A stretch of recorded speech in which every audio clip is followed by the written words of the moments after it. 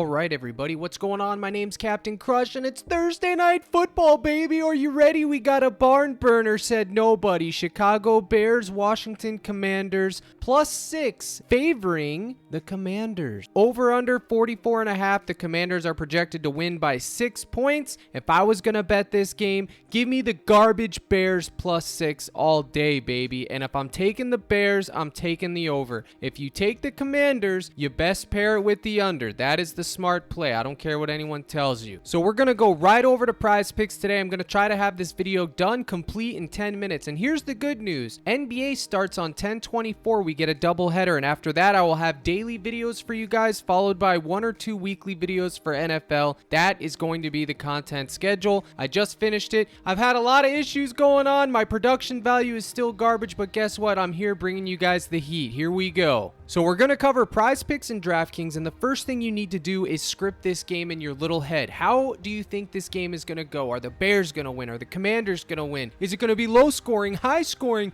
Is it going to be no scoring? Are the kickers going to do their thing? By the way, quick note on the kickers. Week 1 or 2, I forget what it is, but every single kicker had like 1 or 2 field goals. I can't remember what it was, but it was a ridiculous parlay that hadn't hit in years, and somebody shipped it. Here's the thing. That's totally had people overvaluing kickers on PrizePicks. Every week, every game, I see people taking kickers field goal props all the time. My own self have fallen into that trap. 1.5 field goals is a lot, especially for teams that aren't going to be in that situation a lot. The same thing with the punters. It seems like a free square, but it never is. It's always a sweat. Same thing with the passing touchdowns. In the NFL, 1.5 passing touchdowns is insanely hard to do. It just seems psychologically ridiculously easy to get 1.5 touchdowns, right? For a great quarterback, someone like Mahomes, but it's not. It's always a sweat. It's always going to be a sweat. So make sure you guys have your expectations tempered. All right, so let's talk turkey. It's week 5. This is the first game of the week 5, and it's Bears Commanders. So here we go. The Commanders,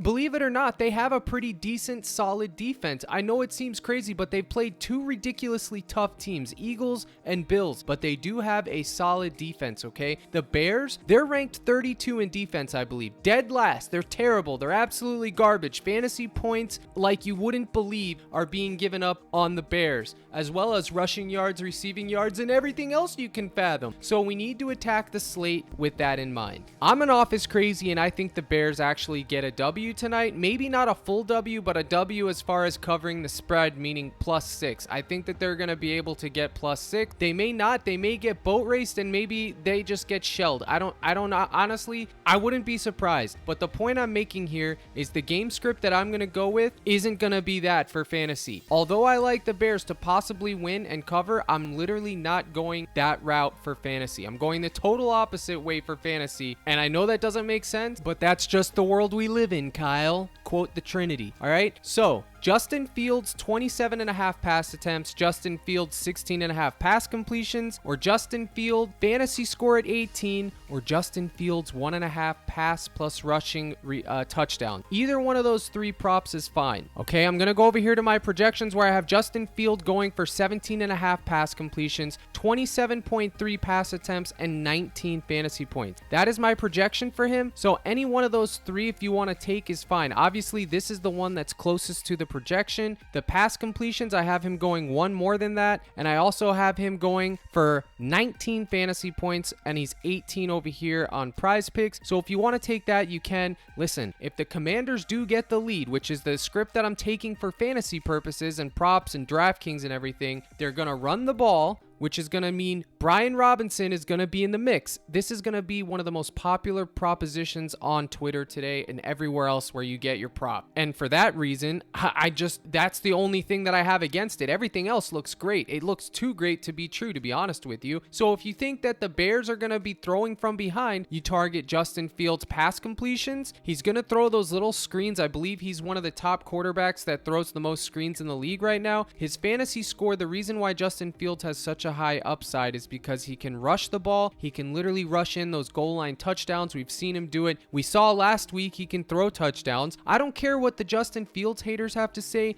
The kid is good. He can get things done that no one else can do. He's top tier in the top 15, I would say. I don't care. For fantasy purposes, folks, I'm not talking overall. I'm talking fantasy purposes. Anyone who can score it with their feet and throw through the air is a fantasy powerhouse. Miss me. So roll your dice with any of those 3 Justin Fields propositions that I listed, and then you can run it back with Brian Robinson Jr., more 66.5 rush yards or more 16.5 rushing attempts. I'm going to go back over to my projections and see what I got Mr. Robinson for. Here we go. I got him highlighted in blue. Core play. I have him for 88.3 rushing yards and 17 fantasy points. Let me talk to you about his fantasy points for a minute, okay? PrizePicks discounted it the other day, but here's the deal, okay? He averages 2 red zone opportunities per game, 16 rushing attempts per game, 66 yards per game, accounting for 52% of the team's total rushing yards, playing 45% of all the snaps, and 45% of all the rushing touchdowns are going to Mr. Robinson, okay? He's obviously going to be game script dependent. The Bears are giving up 96 yards per game to opposing running backs on average and 25 fantasy points. Why is that? Because teams that are facing the Bears usually get a lead and then they just pound it. Absolutely. Pause? No, we don't need to pause. Okay, let's keep it moving while I have this open. My handy dandy notepad. DJ Moore averages 6 targets per game with 4 receptions for a total of 61 yards. His average depth of target, aka ADOT, is 13.6. He's had 326 air yards this season. His red zone opportunities are slim, averaging only half of one per game. The Commanders give up 200 yards to opposing wideouts on average and 28 fantasy points per game. If the Bears are going to be throwing it, it has to be to Moore. Now, I need to give you a caveat here, okay? A disclaimer, full disclosure. Again, the Commanders have been playing 2 of the best offenses in the league in only 4 games, the Bills and the Eagles. That's Diggs, A.J. Brown, Josh Allen, and Jalen Hurts. So these numbers are going to be inflated. They could go out there tonight and absolutely shut down these Bears entirely, and I won't blink. I won't be surprised. These are just the numbers. These are just the analytical data. I'm giving it to you guys. Make your own decisions. Interpret it how you will, okay? So let's continue with the Commander train and talk about Sam Howell. Averaging 31 attempts, 21 completions, and 226 yards per game. Averaging 1 passing touchdown per game. His long pass average is 38 yards per game. He was sacked 14% of the time during all the times he dropped back to do a pass. The Bears are allowing 2.5 passing touchdowns on average to opposing quarterbacks this season, as well as 25 fantasy points. But again, I told you what teams they played in 2 out of those 4. Net, Curtis Samuel, 20 targets, 17 receptions, 178 receiving yards, 79 yards after the catch. That is a big number, boys and girls. 125 total air yards through 4 games, and his average depth of target is 6 yards. Let's stop the count. What does those numbers mean? A lot of people said, some guy said in the comments, I can get all that data for free. Of course you can. You can get any data you want for free, paid or otherwise. That's your prerogative. But the thing is if I give you a bunch of numbers and you don't know what they mean, what worth is it? It's not worth anything. My job is to explain these numbers to you to give you a sense to make your slips. Okay? So Curtis Samuel, 20 targets, 17 reception. All right. What does that mean? It means that he's literally getting 20 targets and he's catching the ball 17 times, which tells me I need to check his ADOT, which is 6 yards. You know what that means? Average depth of target. Captain Crush drops back in the pocket. Bang, throws it 6 yards. That's nothing. 6 yards is nothing. That's a check down. That's a dump off. He has 79 yards after the catch, which means he does get a lot of yards after the catch, which means screens, wide receiver bubble screens, dump offs, check downs, things like that. So if you want to target something, Curtis Samuel, fantasy score, because every time he catches that ball, it's going to give him a point. You could target his receptions. I don't know what they are. I haven't looked yet, but things like that. These are what these numbers need to be signaling in your brain, okay? If he's getting 20 targets and catching 17 of them, that means the dude's got hands. Jahan Dotson, 25 total targets, 14 14 receptions, 110 yards, 21 yards after the catch, and 189 total air yards through 4 games. He's another one. Average depth of target's only 7 yards. He's another one that can get you a little bit of dump off action. But look at this, 25 total targets and he's only caught 14, okay? So that means he's not going to be catching nearly as much as Curtis Samuel,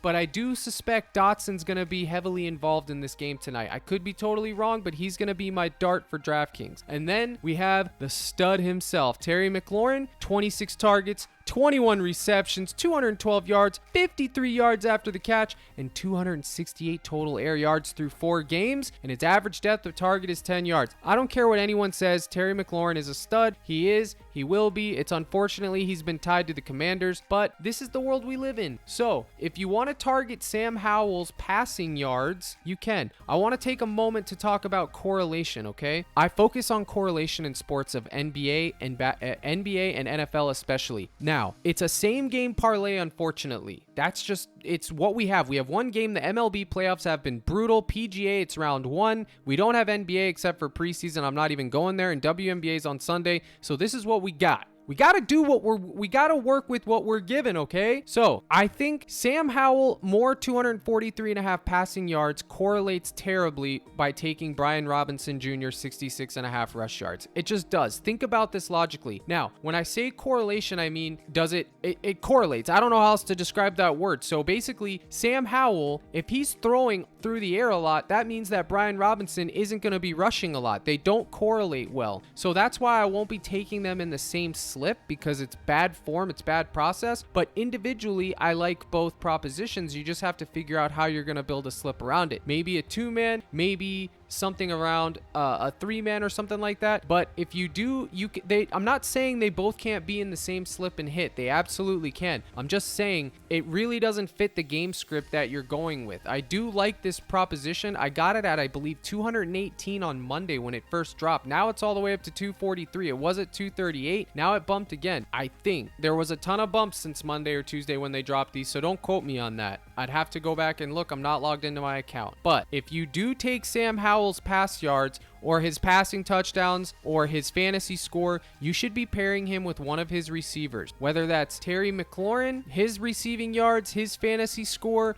or his receptions, something like that. You shouldn't be taking a naked Sam Howell, which means taking him with no receivers, okay? Anytime I make a contest, a slip, whatever you want to call it, if I take the quarterback, I'm pairing it with one of the receivers. That is just the best way to do this, okay? So Brian Robinson, if you do his rush yards, I do like it. Again, that goes with the game script that they're going to be in the lead. His rush attempts, again, that goes with the game script that they're going to be in the lead. Remember, 45% of all snaps. He does share the backfield with Gibson once in a while. Gibson has been totally underperforming, but tonight could be the night because of the matchup. This could be the night where Gibson comes out, shocks everybody except me. I ain't gonna be shocked because I'm telling you right now, and he goes out there and he gets a garbage touchdown or some type of dump off screen and gets 10 fantasy points, and it limits Brian Robinson's production. That's a DraftKings conversation, which we're going to talk about momentarily, but I could see that happening. I'm not getting off Robinson tonight. If he sells, he sells. Now, we're going back to DJ Moore. 50.5 receiving yards. I believe he's a taco from yesterday. This would be his best prop on the board, either his receiving yards or his fantasy score, and hopefully he gets a touchdown.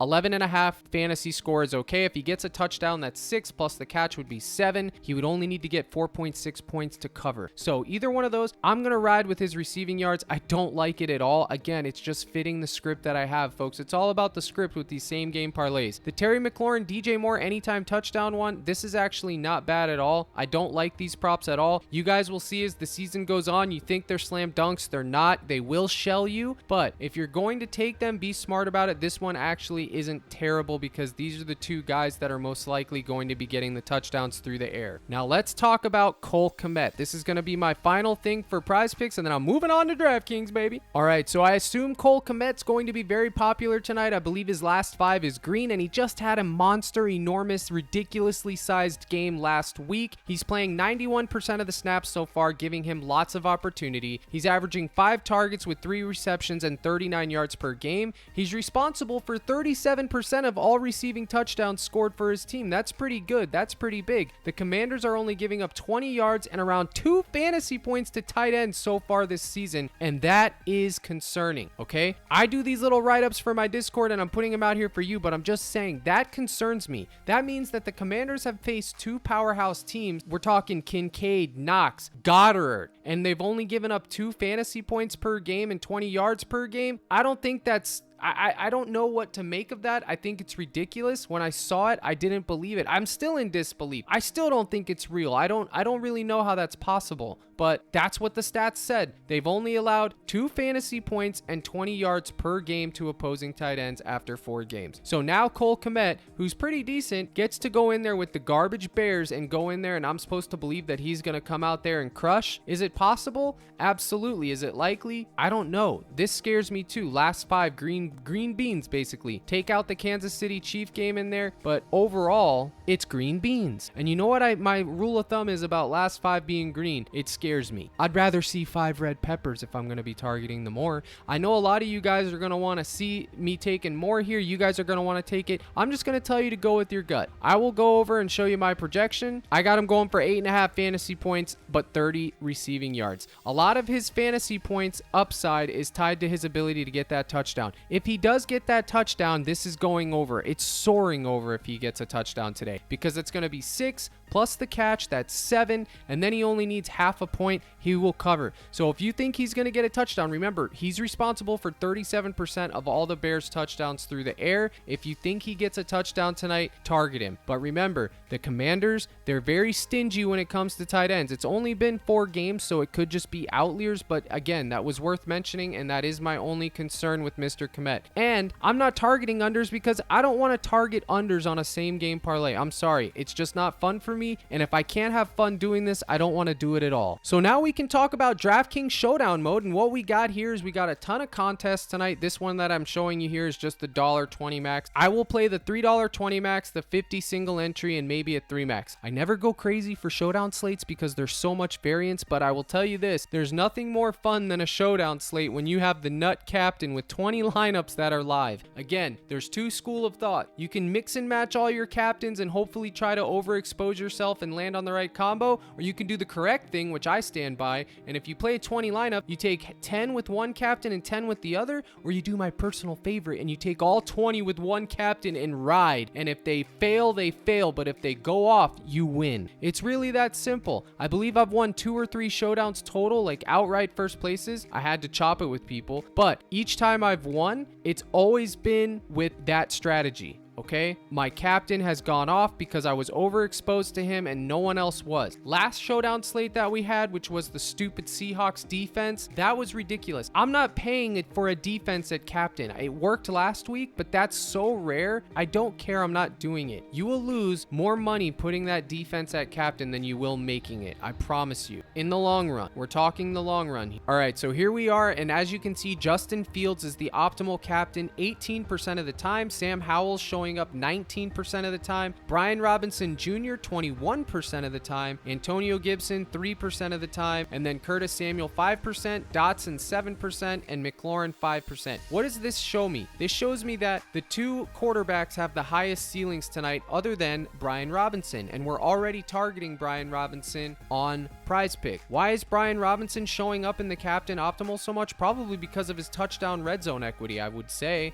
I'm not exactly sure. His salary verse of that, I'm not sure. But we can go down here and you can see all this. Remember, I'm not going to go over all this stuff in detail. Again, the links are in the description. It's Run the Sims. It'll help you out with that. But my point is that for captains, it's going to be, for me, it's either going to be Fields, Howell, Robinson, and probably that's it. Probably those 3. That's it. Maybe I take a flyer on Kmet. Maybe. You want to do things that no one else is going to do. And if you can do that, you are going to be putting yourself in a position to win, which is where the money is. If you're playing to min cash, you're doing DraftKings wrong. If you're not playing nosebleed stakes, don't be playing to just cash. Play to win. I'm begging you guys. If you're in the mix for 60 bucks and you have a chance to win 50,000, if you lose the 60, who cares? If you can't afford it, don't do it. Play the $1.20 max where first place is still 10 grand. Play for first place. If you lose 20 bucks, you lose. I promise you, you've spent $20 on worse. This is your entertainment money. This is your movie theater money. That's how you have to look at it, okay? $20 in Joe Biden's economy ain't anything. I hate to break that to you guys. Some of you guys think $20 is so much, but it's not. I literally went to breakfast this morning, bagel and coffee, and I spent 18, and that's just for me. I didn't even have my woman with me. So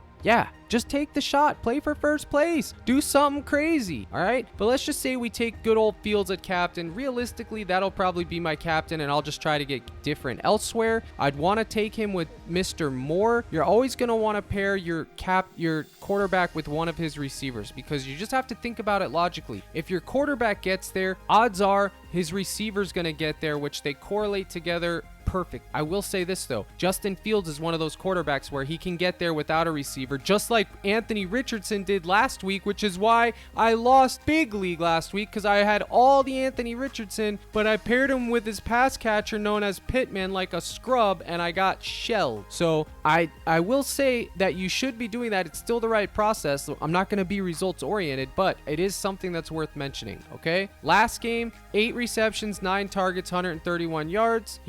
He can go off. Everyone thinks DJ Moore is an alpha receiver. I don't think so. I just never have been a big DJ Moore truther. He's good. He's the best on that team by far, but that's just what you got. So Fields and Moore would probably be core. Obviously, Brian Robinson, get in the mix there. I'm obviously probably going to be taking some shots on Gibson. I told you guys earlier, I mentioned it. He will be in there. He's 3,200. Absolutely cheap. If he gets one touchdown, he paid off his tag. And although I won't have any defenses tonight at captain, you better believe that I am playing some of the Commanders' defense. They're 5,400, which is crazy, but whenever my boy Justin Fields is behind center, he's obviously eligible to get sack number 1, and number 2, throw that lucky pick 6, baby. And if you don't have the defense and they throw a pick 6, you, my friend, are drawing dead. Right out of the gate, I'm telling you right now, if the Commanders get a pick 6 and you don't have them in your lineup, you're drawing dead. It's really that simple. So make sure you get some exposure there. Remember, if you're playing a single entry, you probably don't want to play the defenses, but if you're playing 20 lineups, 3 lineups, take a shot on one of the defenses. Even the Bears defense is in play, but I'm not touching the Bears defense at all. Everybody's in play. As somebody great once said, play whoever you want. Just make sure you're scripting the game correctly, okay? You could throw Kmet in there for argument's sake. He's only 6,400. He does have elite opportunity and upside, as I showed you guys, but I honestly think this is a good little build right here. Fields, Moore, Robinson. You have the correlation with Robinson and the Commanders, okay? Then you have Moore, Kmet, and Fields. And how much money do you have left over? 2,500. I can't make a full lineup on camera via DraftKings rules, but there you go. That shows you that. You can look at one of these $200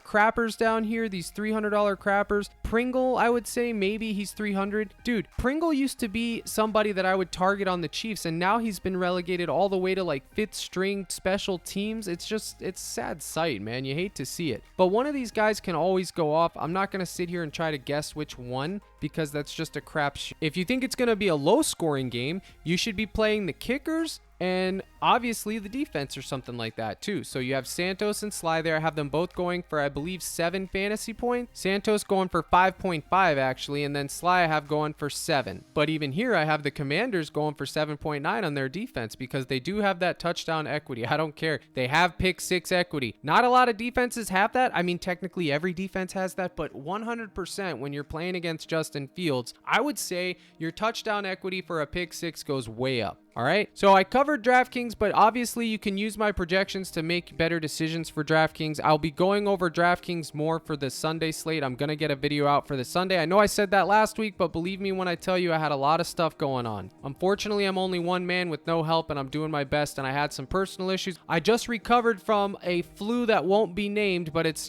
something very popular, and now I'm over it, and hopefully we're good to go. If you want all my plays and projections and analysis, you can join my Discord, Captain CaptainCrush.net. It's linked to my Dub Club. It's the gold package down here. Just go down there. It's 25 bucks a month. You're going to get your money's worth. I've been on a cold streak. I'm not going to lie. For the last week with MLB, my October surprise, that's a political term, has been terrible. I've been getting shelled in October, but I'm going to right the ship. I'm over my sickness and I'm coming back better than ever. NBA's right around the corner. I appreciate all you guys for listening and listening to me rant for the probably I wanted 10 minutes. It's probably going to be 20. Let's be honest. Good luck tonight in all your contests. And as always, let's crush.